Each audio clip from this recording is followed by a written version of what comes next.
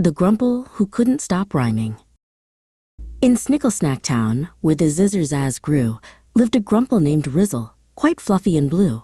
He was happy and grand, with a skip in his hop, but when Rizzle would talk, he just could not stop.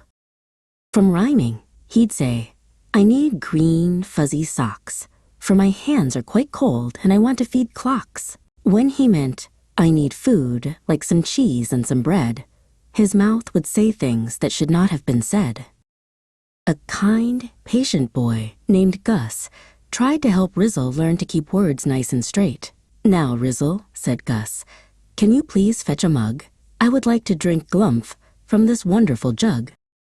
Rizzle nodded and smiled with a grin wide and bright. He said, "I will fetch you a big, bouncy kite, for the glumph in the jug makes my brain feel quite light, and a kite must be flown in the dark of the night." Gus sighed. "Oh, Rizzle, a kite is no cup. We need a small thing for the glumph to go up." Rizzle squinted his eyes, tilting his fluffy head, and yelled, "Then I'll get you a small, bumpy bed. A small, bumpy bed for your poor sleepy dead." Gus jumped up and squeaked, "Rizzle, stop! Stop that noise!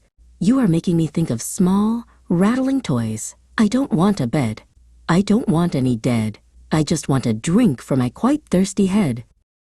Rizzle paused. He saw Gus, looking worried and blue. Wait, Rizzle thought, what is Gus trying to do? His rhymes were all wrong, like a zizzle-fop mess. His friend was not happy, which caused him distress.